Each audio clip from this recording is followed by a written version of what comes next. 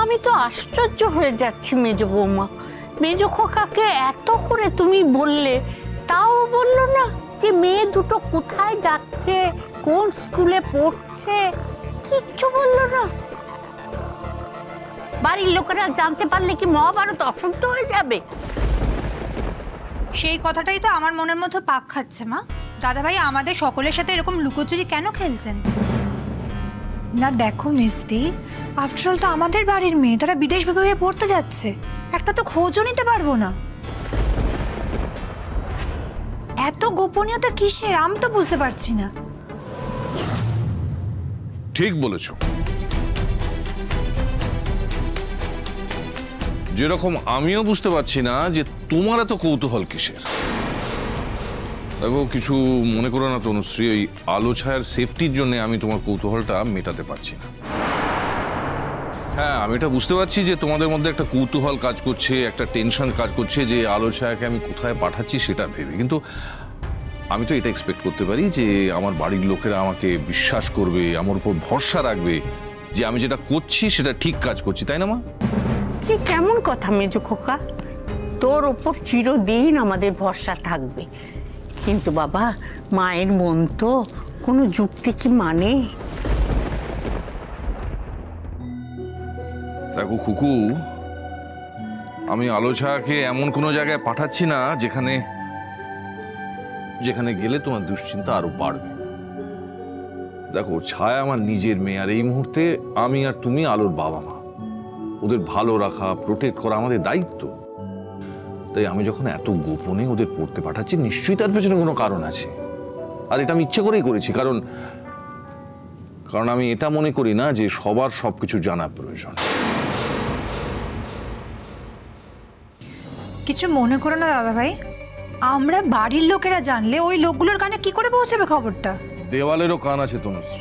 আমি একটা কথাই বুঝি মেজ খোকা, হ্যাঁ, তোমাদের চার ভাইকে এখানকার স্কুলে পড়িয়েছি, তোমরা ভালো মার্কস নিয়ে পাস করেছো, তোমরা এখন সুপ্রতিষ্ঠিত, তোমাদের তো কখনো বিদেশ যেতে হয়নি। মেজ খোকা, মেজ বৌমার দিকে একবার তাকিয়ে দেখ। আরে বাবা, ছায়া ওর একমাত্র মেয়ে, আর আলো ওর বোনের মেয়ে, দুটোই তো মেয়ে। হ্যাঁ, ওরা কোথায় যাচ্ছে এটা যদি ও না জানতে পারে, তাহলে ও মা হয়ে কি করে সহ্য করবে বলতো?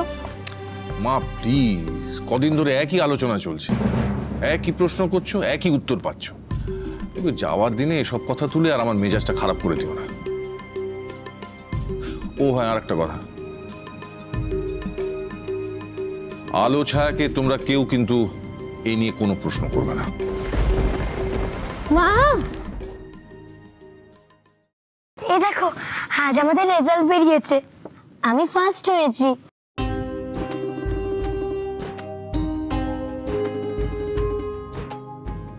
হ্যাঁ,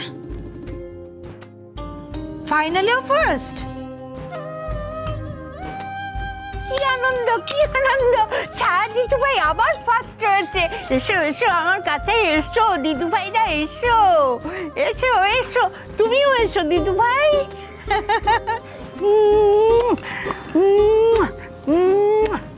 আর আলোর রেজাল্ট কেমন হয়েছে সেটা তো বললে না। ওর রেজাল্ট ভালো হয়েছে পাপি। কোথায় দেখি রেজাল্টটা দাও। এ নাও।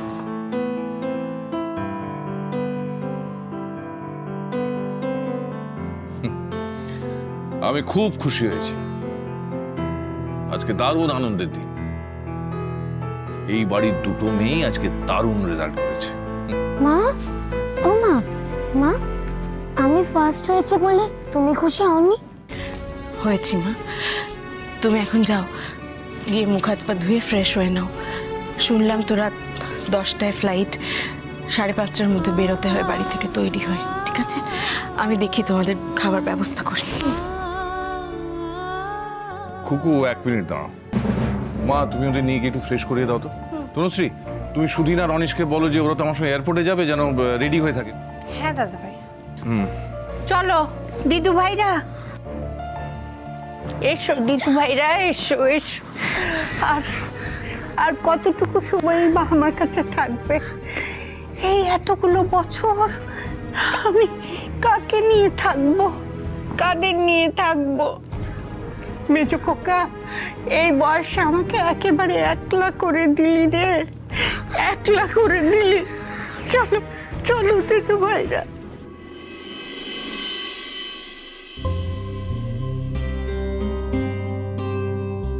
আমার উপর খুব রাগ করেছো তাই না? দেখো কুকু, তুমি নিশ্চয়ই চেয়েছো যে আজকে আলো আর ছায়া যে সুযোগটা পাচ্ছি বিদেশে গিয়ে পড়ার, সেটা ওরা পাক, বিশেষ করে আলো। কারণ যখন গায়ত্রী ফিরে আসবে তখন তুমি ওকে বলতে পারবে যে আলোকে তুমি তোমার নিজের সন্তানের মতো ট্রিট করেছো, মায়ের কর্তব্য পালন করেছো। কি আমি ভুল বলছি? তাহলে বলো কুকু, মেয়ে দুটোকে মানুষ করার জন্য আমি যেটা করছি সেটাকে আমি ভুল করছি? আর সত্যি বলতে কি, আমি এখানকার সিচুয়েশন ভালো বুঝছি না। শিক্ষা সংসদে আমি একটা বড় পোস্ট হোল্ড করি, আমাকে অনেক কাজ করতে হয়, আর সেই জন্য দিনকে দিন বন্ধুর সঙ্গে সঙ্গে শত্রুর সংখ্যাও আমার বাড়ছে। তাই আমি চাই না যে এই শত্রুতার আঁচ ছায়ার উপরে পড়ুক। আর আলোর বিপদের কথা তো আমি জানি, সেই জন্য ওদের এমন জায়গায় পাঠিয়ে দিতে চাই যেখানে কোনো বিপদ ওদের টাচ করতে পারবে না। আর আমি ছায়ার মা হয়ে, আলোর মাসি হয়ে আমার এইটুকুও জানবার অধিকার নেই যে তুমি কোথায় ওদের পাঠাচ্ছ? এটাও তুমি আমায় বলতে পারো না? জানাবো তোমাকে খুকু, আমি তোমাকে সব জানাবো, কিন্তু কিন্তু কি জানো তো, আমি কাউকে ভরসা করতে পারছি না। কিন্তু খুকু দেখো, আমি এত বড় একটা ডিসিশন নিলাম, তুমি প্লিজ আমার পাশে থাকো। আমি তোমার পাশেই আছি গো। আমি জানি তুমি যা করছো ওদের ভালোর জন্যই করছো, কিন্তু জানো তো, এই যে এতটা দূরে ওদের আমি ছেড়ে দিচ্ছি একা, সেটা শুধুমাত্র আলোর বিপদের কথা ভেবেই। আলোর বিপদ যদি না থাকতো তাহলে কিছুতেই আমি ওদের ছাড়তাম না, কিছুতেই না। মায়ের অধিকারে আমি আমার সন্তানদের আমার কাছে রাখতাম। আমি দেখি ওদের খাবারটা হলো কিনা।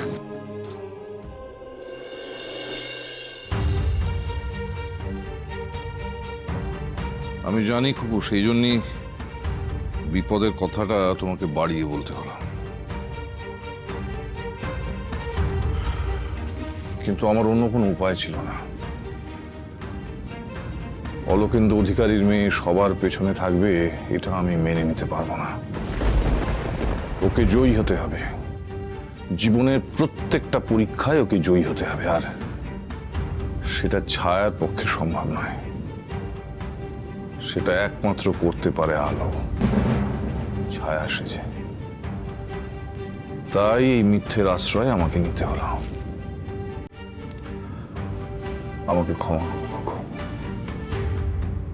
ক্ষমা করো।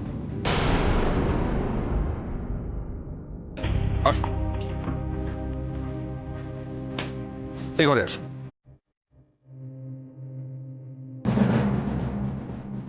দাদা ভাইয়ের সাথে কে ঢুকলো ঘরে? ববিতা না? আসো আসো।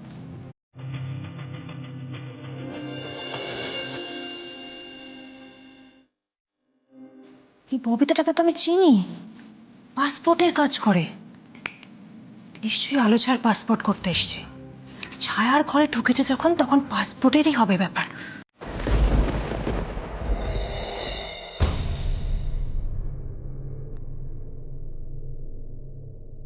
আড়ি পেতো না ছোট বৌদি? আরে আরে কেন বাঁধবো? আরে পাতেনি তো। না, আসলে মেজদার বারণ আছে তো, তাই আমি পাহাড়ায় আছি। না না, আরে পাতিনি। অ্যাকচুয়ালি কি হয়েছে জানো তো, ওই আমাদের পাসপোর্টের কাজ করে পাড়ার ববিতা আছে না, তাকে দেখলাম দাদা ভাইয়ের সাথে এই ঘরে ঢুকতে, তাই তো দেখতে এলাম। এই অনিশ, কেসটা কি গো? কেন এলো লোকটা? জানি না। আর আমি কি বলছি বলো তো, তুমিও বাদ দাও বুঝলে। মানে মেজদা যখন চাইছেই না কিছু একটা জানাতে, তখন মেজদার উপর গোয়েন্দাগিরি নাই বা করলে। শোনো অনিশ, তুমি কিন্তু বেশি কথা বলছো। আরে কি কি মুশকিল, তোমার ভালোর জন্যই বলছি। দেখো আমি কি বলছিলাম, তুমি বরঞ্চ এই স্পাইগিরিটা বাড়ির মধ্যে না করে তুমি প্রফেশনালি করো, বুঝলে? তাহলে কি হবে, তুমি বাইরে ব্যস্ত থাকবে আর বাড়িটাও শান্ত থাকবে। কি ভালো না? অনিশ, বেশি বাড়াবাড়ি করো না। অনিশ, তোমার এই ঠেস দেওয়া কথাগুলো শুনলে না আমার গাটা একেবারে জ্বলে যায়। এত অহংকার কিসের গো তোমার? খুব বুদ্ধিমান না তুমি? ও, তুমি তো আমাকে সহ্য করতে পারো না, তাই আমার না। তোমাকে না সহ্য করে উপায় আছে? তুমি হলে আমার বৌদি, তার উপর শ্যালিকা, এত কাছের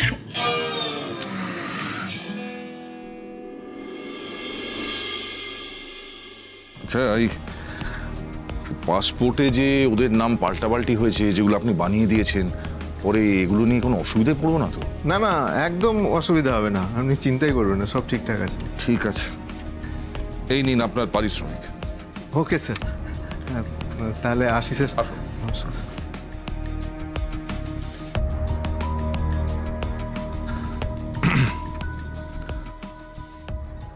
শোনো আলো,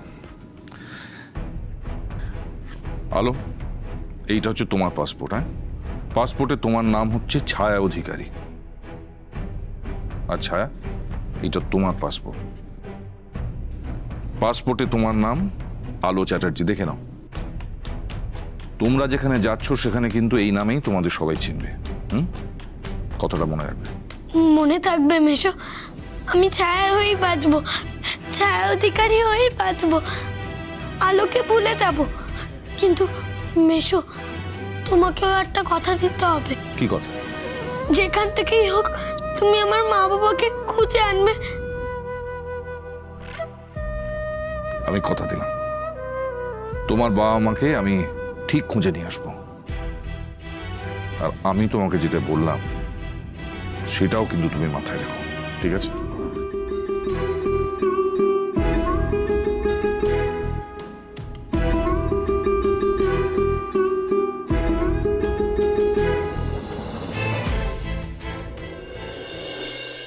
আরে ববিদা না, আমাকে চিনতে পারলেন না বুঝি? আমি তো এবারে ছোট বউ তনুশ্রী। ও হ্যাঁ হ্যাঁ, চিনেছি। সুদিনদা কেমন আছেন? হ্যাঁ, খুবই ভালো আছেন। তা আপনি বুঝি আমার ভাসুরের সঙ্গে দেখা করতে এসেছিলেন? কিন্তু আলো ছায়া তো আজকেই যাওয়া, মানে পাসপোর্টের কোনো কাজ ছিল? কোনো গন্ডগোল হয়েছে নাকি পাসপোর্টে? না না, বাচ্চাদের পাসপোর্ট তো আগেই হয়ে গেছে। দাদার সাথে একটা দরকার ছিল, সেই জন্য একটু দেখা করতে এসেছিলাম। আচ্ছা, আসি তাহলে। হ্যাঁ, বদমাইশের হাড্ডি একটা, সব দাদাভাই একেবারে টাকা দিয়ে মুখ বন্ধ করিয়ে রেখেছে। উফ, এই বিদেশে যাওয়ার ব্যাপারটা যত এরা চেপে রাখছে তত না আমার সন্দেহ বেড়ে যাচ্ছে। যদি কোনো গন্ডগোলই না থাকবে তাহলে এই বিদেশে যাওয়ার ব্যাপারটা নিয়ে এত লুকোচুরি কিসের? কুকু, আলো ছায়াকে নিয়ে এসো, দেরি হয়ে যাচ্ছে তো।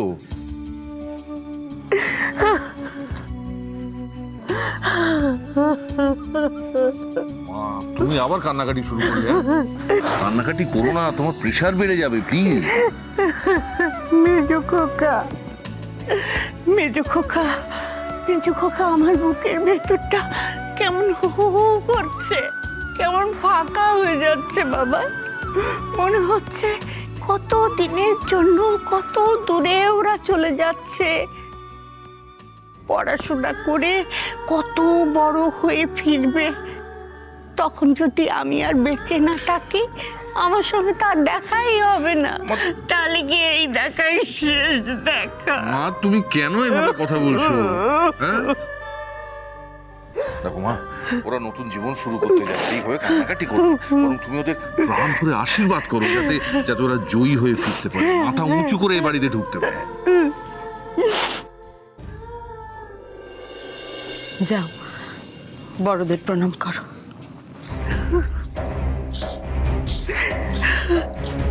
থাক থাক দিদিভাই।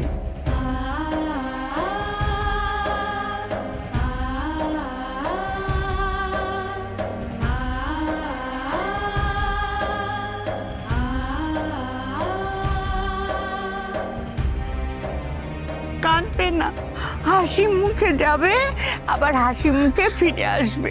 কেমন? হ্যাঁ, একদম কান্নাকাটি না। লক্ষ্মী দিদু ভাই, আমার লক্ষ্মী দিদু ভাই।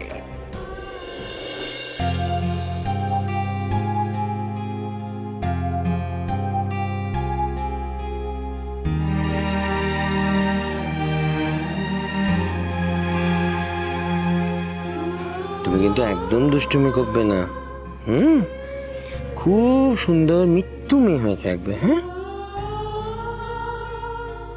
পড়াশোনা করবে কিন্তু, কোনো দুষ্টুমি না। না বাবা, লাগবে।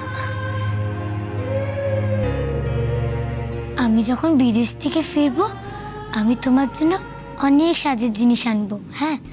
আচ্ছা ঠিক আছে, আর আমিও তোর জন্য এখানে অনেক সুন্দর সুন্দর ক্লিপস, হেয়ার ব্যান্ডস সব কিনে রাখবো। আমি তো তখন বড় হয়ে যাব, আমি এসব পড়তে পারবো নাকি? হ্যাঁ তাই তো।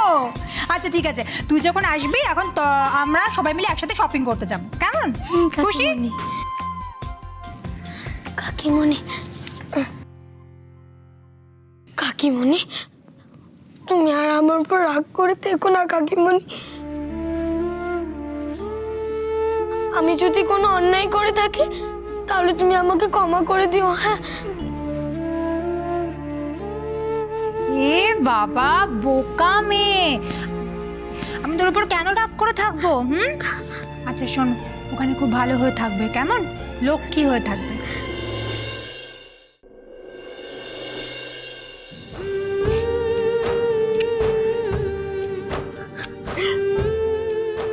আমি কিন্তু মেসদার থেকে নাম্বার নিয়ে তোদেরকে রোজ ফোন করব, হ্যাঁ? তোরা কিন্তু ফোনটা রিসিভ করিস। আর বাড়িতে কি হচ্ছে, বাড়ির সব খবর আমি তোদের দেব। দেখবি মনে হবে তোরা বাড়িতেই আছিস। একদম কান্নাকাটি করবি না, হ্যাঁ? মন দিয়ে পড়াশোনা করবি, কেমন? শুধু ও কেন, আমিও জানাবো। এই আইসক্রিম ফ্যাক্টরির ফাউন্ডার মেম্বার তো তোরা, বল? হ্যাঁ, তোরা না থাকলে তো কিছুই হতো না। আর তোরা যখন বিদেশ থেকে ফিরে আসবি, তোরা কিন্তু শুধু এই ফ্যাক্টরিরই আইসক্রিম খাবি, বুঝলি?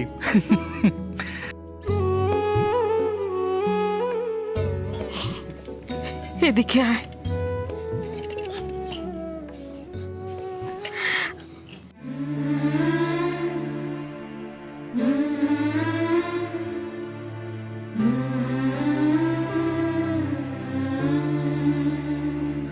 আবার কবে এরম করে খাইয়ে দিতে পারবো তোদের? মাসিমণি, এভাবে তুমি কেঁদো না, তোমার যে শরীর খারাপ হতে পারে মাসিমণি।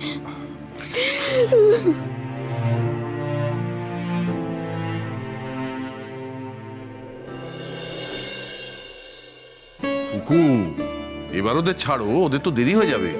অনিশ, ব্যাগগুলো এসো, চল চল। আলো, হ্যাঁ মাসিমণি। ছায়াকে একটু দেখে রাখিস কিন্তু, ও তো নিজে কিচ্ছু করতে পারে না। তোর ভরসাতেই ওকে ছাড়লাম। তুই তুই ওর ছায়া হয়ে থাকিস কিন্তু মা। থাকবো মাসিমণি, ছায়ার কোনো ক্ষতি আমি হতে দেব না। তুমি আমাকে আশীর্বাদ করো, আমি যেন সারা জীবন ছায়া হয়ে থাকতে পারি। তাই তো আমি ওর সঙ্গে যাচ্ছি।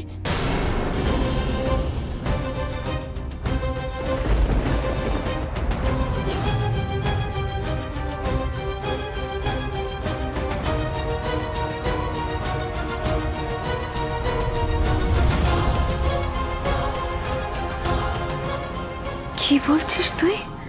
মানে মাসিমণি, তুমিই তো বললে যে ছায়ার সঙ্গে ছায়া হয়ে থাকতে, তাই তো আমি বললাম। কখনো আমি ওকে একা ছাড়বো না, তুমি নিশ্চিন্তে থাকো। ছায়ার ছায়া হয়ে থাকতে গিয়ে আমার আলোর কথাটা ভুলে যাস না কিন্তু। নিজের যত্ন নিস।